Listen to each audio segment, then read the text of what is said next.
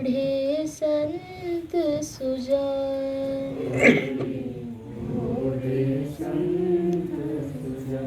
श्रोताओं के रूप में उपस्थित सभी दिव्य आत्माओं को मेरा प्रणाम। अपने बहिर्मुख मन को अंतर्मुखी करने के लिए, दृश्य से हटकर दृष्टा की ओर जाने के लिए सरलता से अपने नेत्रों को प्रथम बंद करें।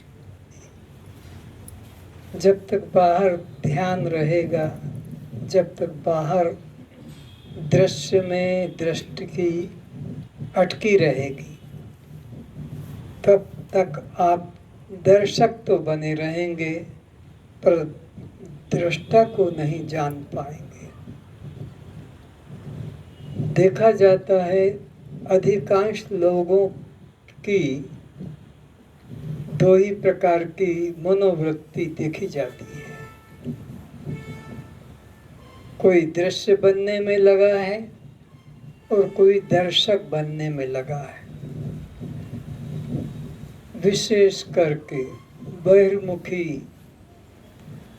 महिला और बहिर्मुख पुरुष, तो स्त्रियां सदा अपने को दृश्य बनाने में तत्पर रहती है। कैसी साड़ी हो, कैसा पाउडर हो, कैसी बिंदी हो, कैसा बाल हो, कैसे मेरे ब्लाउज हो, कि मेरी कुर्ती हो, नाखून कैसे हो, इत्यादि।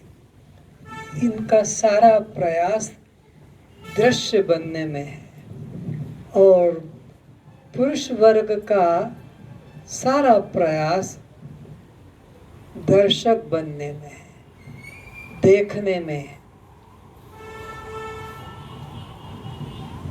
कभी कोई प्रोसेस निकलता है तो महिलाएं सड़कों पे नाचने लगती है और पुरुष वर्ग उनके ऊपर रुपया न्योछावर करता है। वो देखने में लगे हैं, अपनी फरमाइश देते हैं, ये गाना, वो गाना फिर गाने लगती है। तो एक दृश्य में लगा हुआ है और एक दर्शन में लगा हुआ है, पर दृष्टा की ओर तो कोई बिरला ही देख पाता है। इसीलिए भगवान श्री कृष्ण कहते हैं, अर्जुन, मनुष्याणाम सहस्रेषु कश्चित् यतति सिद्धे यत्तमपि सिद्धानां कश्चिन् मां वेत्ति तत्वतः। लाखों करोड़ों में कोई एक सिद्धि के लिए प्रयत्न करता है। भौतिक सिद्धियां, लौकिक पदार्थ को पाने के लिए कोई बिरला ही उनको त्याग कर आत्म सिद्धि के लिए चेष्टा करता है। सब लोग बाहर की ओर ही दृष्टि करते हैं। अज्ञानी लोग इस अनित्य संसार को पाने में ही निरंतर प्रयत्नशील है। उन्होंने इसी में सुख मान रखा है। वे परमात्मा की चिंतन चर्चा में भाग नहीं लेते, बल्कि उसे वेस्ट ऑफ टाइम, समय का दुरुपयोग मानते हैं और अपनी नासमझी से अनित्य पदार्थों को ही प्राप्त करने में ज़्यादा होशियारी, समझदारी, चतुराई दिखाते हैं। ज्ञानी इससे बिल्कुल विपरीत है। उनके लिए संसार नगण्य है। यहाँ के पदार्थों में उनका कोई रस, कोई रुचि, कोई आग्रह नहीं। उन्हें परमात्मा को पाने में ही रुचि, आग्रह है। इसलिए सारा प्रयत्न परमात्मा की तरफ होता है। संसार की तरफ वे सोए हुए हैं। या निशा सर्वभूतानां तस्याम जागृति संयमी यस्याम जागृति भूतानि सा निशा पश्यते मुने। संसारी लोग परमात्मा की तरफ सोए हुए हैं और संसार की तरफ जागृत हैं, पर ज्ञानी लोग परमात्मा की तरफ जागृत हैं और संसार की तरफ उदासीन है। इसीलिए असंख्य लोगों में कोई एक आश्चर्यवत पश्यति कश्चित एनम, इस आत्मा की ओर कोई कोई एक ही लौटता है। सब अनात्मा की ओर दौड़ते हैं, पर कोई एक आत्मा की तरफ लौटता है। फिर कोई एक उसको कहता है, कोई एक जानता है और कोई एक फिर कहता है, फिर कोई एक ही उसको अनुभव करता है, नहीं तो वो भी छोड़ देता है। तो दृष्टा की ओर दृष्टि लाना ही इस वेदांत तत्व का सार है, जीव का चरम लक्ष्य है, मुक्ति पद है। यद्गत्वा न निवर्तन्ते तद्धाम परमम मम। फिर लौटकर संसार में नहीं आना पड़ता। लेकिन जो बहिर्मुख है वो विष्णु लोक, गोलोक, शिवलोक तक जाकर, स्वर्ग आदि लोकों तक जाकर फिर लौट आते हैं। तो आप न दृश्य में अटके न दर्शन में अटके, आप दृष्टा की ओर लौटे। वही आपका परम पद है, वही आपका सत्य स्वरूप है, वही जानने योग्य, पाने योग्य, अनुभव करने योग्य है, जिसको वेद कहता है आत्मा वारे द्रष्टव्य श्रोतव्यो मंतव्यो निदिध्यासितव्यो। यही बस जानने योग्य है, पाने योग्य है, अनुभव करने योग्य है। दृष्टा, साक्षी, जो जीव का वास्तविक स्वरूप है।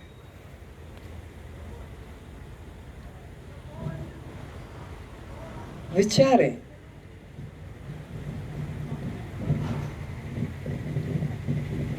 ये दृश्य शरीर अपने को कहता है कि मैं दृश्य शरीर हूं? नहीं। ये जड़ शरीर कभी अपने को कहता है कि मैं जड़ हूं? नहीं। ये अनात्म शरीर कभी अपने को कहता है कि मैं अनात्मा हूं? नहीं। ये शव शरीर कभी अपने को कहता है कि मैं शव हूं? नहीं। ये पर प्रकाश शरीर कभी कहता है कि मैं पर प्रकाश?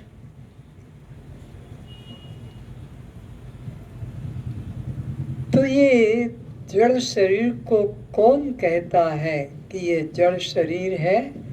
ये कोई चेतन ही कह सकेगा, जड़ जड़ को नहीं कह सकेगा।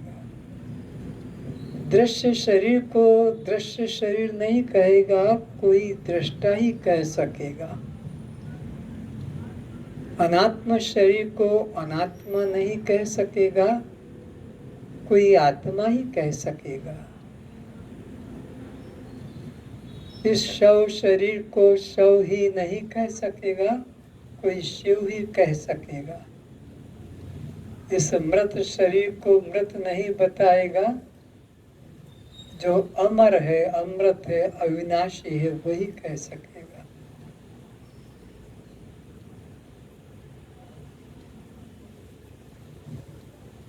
अब विचारें,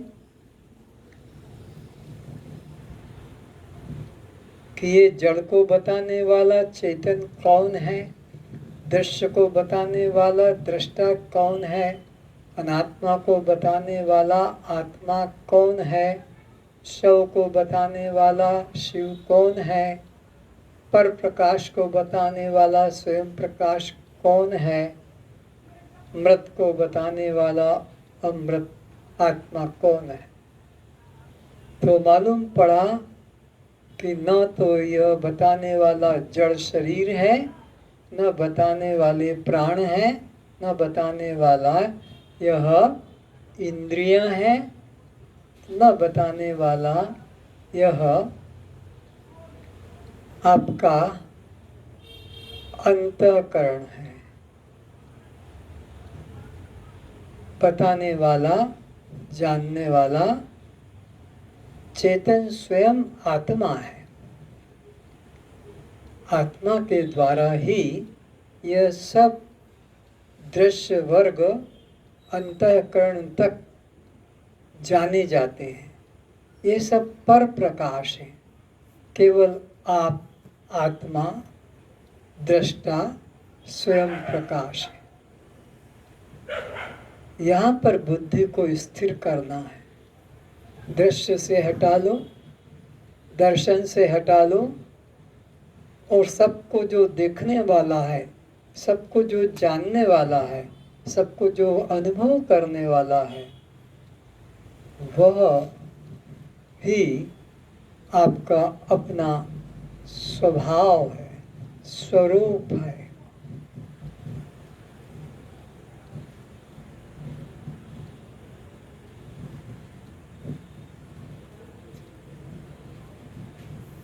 अब यह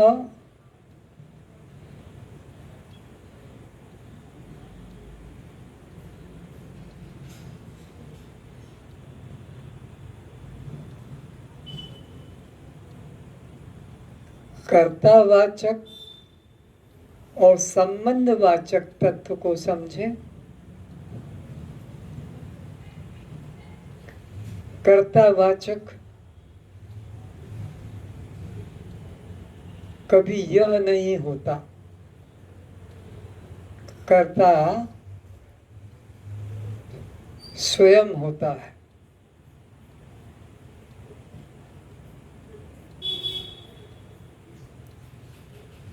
वो मैं रूप में होता है, और संबंधवाचक मेरा रूप में होता है। संबंधवाचक मेरा, मेरी, मेरे, ये कभी मैं नहीं हो सकते। और यह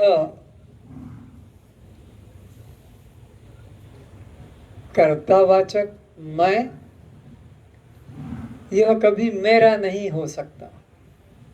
अकाट्य अटल सिद्धांत है कि जो मेरा है वह मैं नहीं होगा, और जो मैं है वह कभी मेरा नहीं हो सकेगा। मैं से मेरा दूरी पैदा करता है। जितने भी वस्तु हैं, मेरा, मेरी, मेरे, जितने भी व्यक्ति संबंध है, मेरा, मेरी, मेरे, ये मैं से दूरी सिद्ध कर रहे हैं।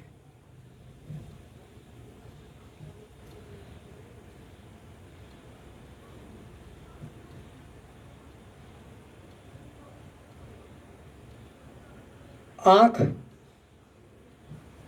कान, नाक, मुख,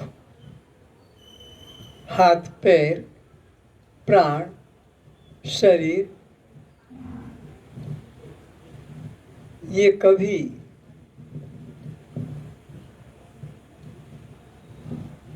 मैं नहीं हो सकते, क्योंकि ये सब संबंध बताने वाले हैं। ये संबंधवाचक हैं। शरीर मेरा संबंध बता रहा है, प्राण मेरा, संबंध बता रहे हैं। आंखें मेरी संबंध बता रही हैं, कान मेरे संबंध बता रहे हैं, नासिका मेरी संबंध बता रहे हैं, त्वचा मेरी संबंध बता रहे हैं, पैर हाथ मेरे संबंध बता रहे हैं। तो ये जो संबंध बताने वाले हैं ये कभी मैं हो ही नहीं सकते। मेरा शब्द जिसके साथ जुड़ गया, मेरी मेरे, यह मैं से सदा भिन्न है, कभी एक हो नहीं सकते।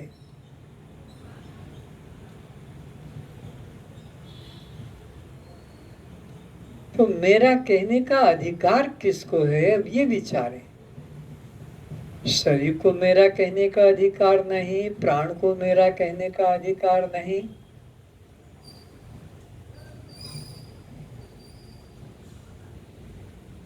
मन को भी मेरा कहने का अधिकार नहीं। मैं ही मेरा कह सकता है, मैं को ही मेरा कहने का अधिकार है। मैं के बिना उपस्थिति के कोई मेरा सिद्ध नहीं हो सकेगा।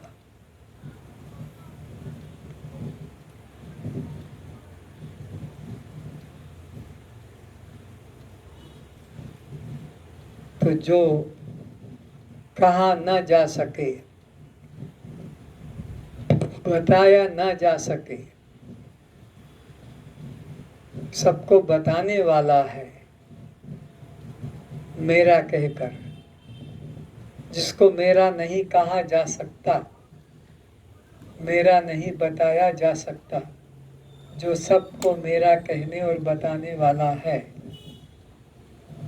बस वही मैं है, वही मैं है, वही दृष्टा है।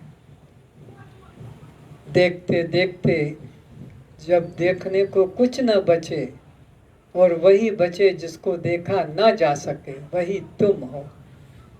जानते जानते जानते जानने को कुछ न बने, कुछ न बचे, और जिसे जाना नहीं जा सकता, बस वही तुम हो।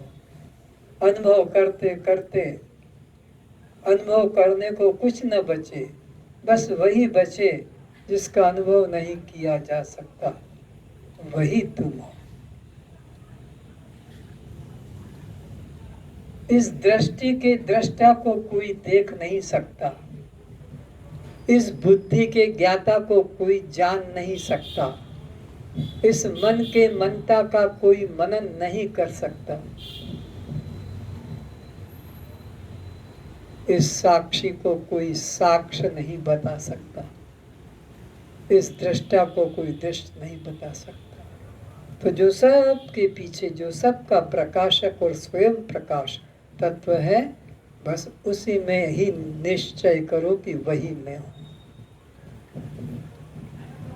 अष्टावक्र जी यही उपदेश पिछले कई दिनों से हम तुम सभी श्रोताओं को जो प्रत्यक्ष और परोक्ष में श्रवण कर रहे हैं, उन्हें यही संदेश दे रहे हैं कि बस तुम साक्षी मात्र, तुम दृष्टा मात्र हो, तुम यह दृश्य शरीर नहीं हो। सभी अपनी आंखें खोलें। गुरुर् ब्रह्मा गुरुर्विष्णु गुरुर्देवो महेश्वरः गुरु साक्षात् परम ब्रह्म तस्मै श्री गुरुवे नमः। त्वमेव माताश्च पिता त्वमेव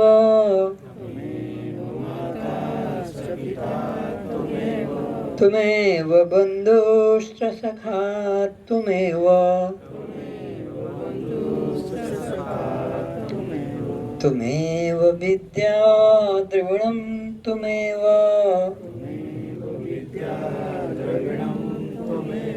त्वमेव सर्वं मम गुरुदेव भगवन् त्वमेव सर्वं मम गुरुदेव भगवन्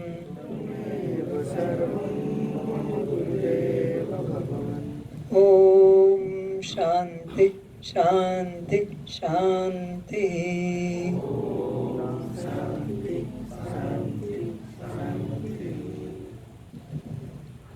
तो अष्टावक्र जी के चरणों में हम वंदन करते हुए अब उनसे अपने कल्याण के संबंध में अमृत उपदेश सुनते हैं।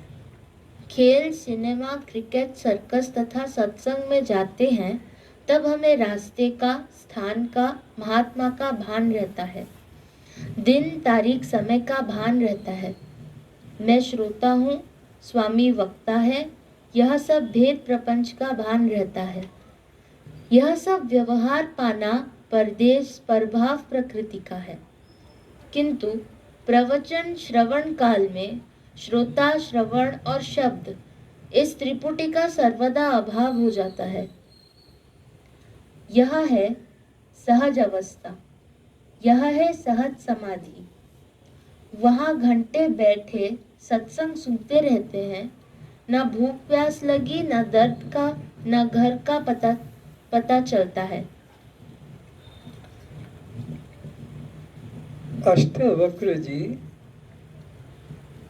सहज समाधि का संकेत दे रहे हैं कि सहज समाधि क्या है। श्वासों को रोक लेना, कानों के शब्दों से श्रवण न सुनना, नासिका से प्राणों को रोक लेना, ये समाधि का लक्षण नहीं। ये जड़ अवस्थाओं को समाधि नहीं कहते हैं।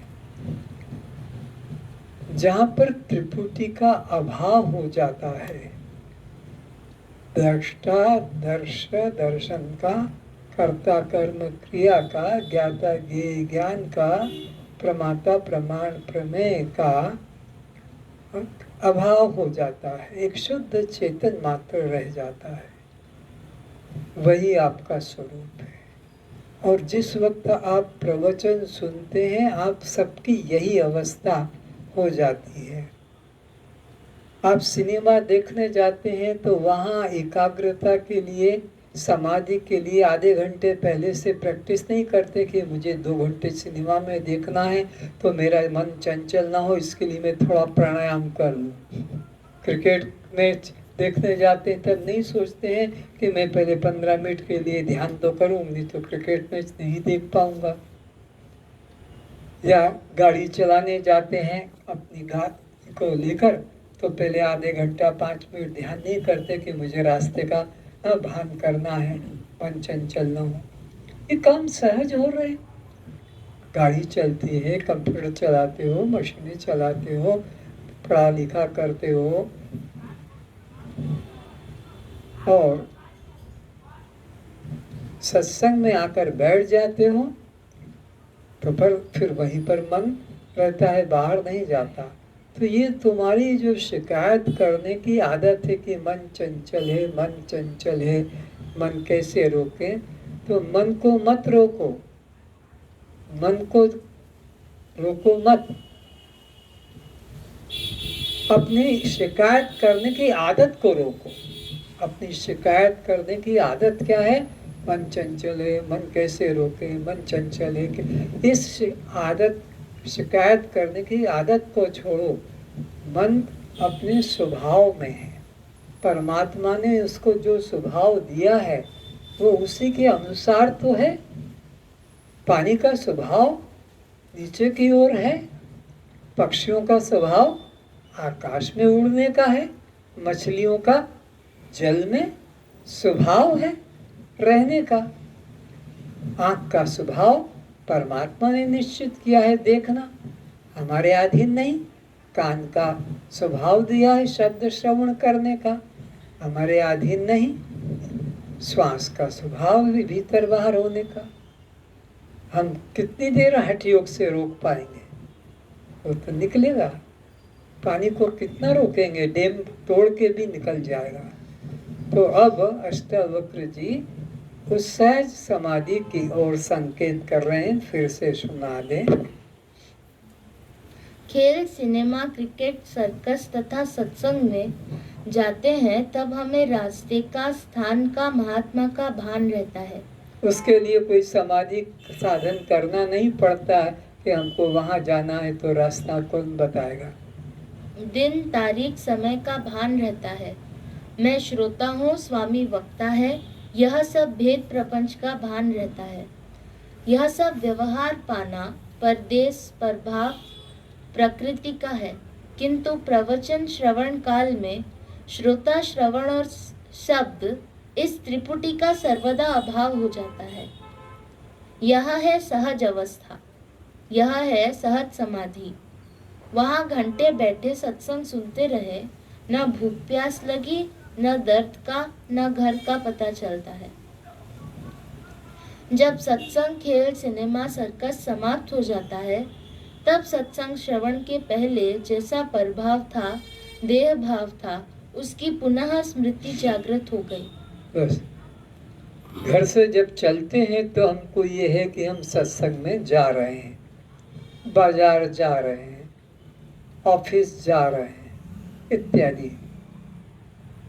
लेकिन जिस वक्त हम काम में लग जाते हैं उस वक्त घर का ख्याल, फिर हमें अपनी समस्याओं का ख्याल नहीं आता है। फिर जब हम उस काम से हट जाते हैं, घर की ओर चल देते हैं, तब याद आता है कि हमको सब्जी लेके जाना है कि दवा लेके जाना है। लेकिन हम 2 घंटे 4 घंटे अपने ऑफिस में काम में लगे रहते हैं, तब तक हमें ख्याल नहीं आता है। जिस वक्त पर हम जिस चीज को करते या भोगते हैं, उस वक्त पर उसी क्षण में न मैं कर रहा हूँ, न ये क्रिया है, न मैं इसका आनंद ले रहा हूँ। बिल्कुल ये त्रिपुटी नहीं रहती है, चाहे वो शब्द की, स्पर्श की, रूप की, रस की या गंध की। ये पांचों विषय जिस वक्त पर एंड टाइम पे जब ग्रहण किए जाते हैं, उस वक्त पर ये न कर्ता भाव है, न क्रिया, न कर्म है वहाँ पर। फिर वो जब काम खत्म हो जाता है, वो शब्द का, स्पर्श का, रूप का, रस का, गंध का, तब याद आता है कि मैंने यह भोगा, कि मैंने यह किया, कि मैंने यह देखा, कि मैंने यह सूंघा, कि मैंने यह चखा। पर ठीक चखते समय, ठीक सुनते समय, ठीक देखते समय, ठीक छूते समय, उस वक्त पर ये होश नहीं। उस वक्त शुद्ध अपना चैतन्य आत्म स्वरूप, ब्रह्म स्वरूप भी रहता है। तो यहाँ उस ब्रह्म के अलावा कोई दूसरा नहीं है। नेह नानास्ति किंचन, इसी को उपनिषद कहता है कि एक ब्रह्म के अलावा अन्य किंचित भी नहीं। यहाँ शब्द भी मैं ही बन जाता हूँ, श्रोता भी मैं ही बन जाता हूँ, और स्पीकर वक्ता भी मैं ही बन जाता हूँ। ये त्रिपुटी नहीं रहती, मैं ही सब यह बनता हूँ। सद्गुरु बिना यह गूढ़ रहस्य सहज समाधि में सबका प्रवेश नहीं है। सद्गुरु से सहज स्वरूप की प्राप्ति हो जाने पर व्यावहारिक कर्म, संसार व्यवहार बाधितानुवृत्ति से अज्ञान काल की तरह चलते रहते हैं। तो ज्ञान होने में और अज्ञानी के कर्म करने में एक जैसे हैं। कर्म क्रिया एक जैसी है, सबका अनुभव भी एक जैसा है। अंतर क्या है कि अज्ञानी देह को मैं मानकर उन विषयों से जुड़ता है, और ज्ञानी आत्मा को मैं मानकर आत्मा अनुभूति में जुड़ जाता है। लेकिन अनुभव दोनों को, खट्टा मीठा कड़वा का, गरम ठंडे का, एक समान होता है। जब कहीं व्यवहार में द्वेष दिखाई पड़े, राग द्वेष, काम क्रोध वृत्ति दिखाई पड़े, वहां तत्काल उस नाम रूप को मन से हटा मैं ही हूँ इस एटम बम को उस पर फेंक दो, तो तत्काल उस राग द्वेष वृत्ति का समन हो जाएगा। यहाँ एक आपको यंत्र कहो मंत्र, कहो बंदूक, राइफल, पिस्तौल दिया जा रहा है। किस लिए? दुश्मन से बचने के लिए। दुश्मन क्या है तुम्हारा? राग द्वेष। किसी पदार्थ में राग हो और किसी पदार्थ में द्वेष, बस यही बंधन का कारण है। तो जब तुम्हारा किसी के प्रति राग हो तो यहाँ से गोली निकालो, यहाँ पर वो पिस्तौल है और जहाँ वो दिखे फट से शूट कर दो।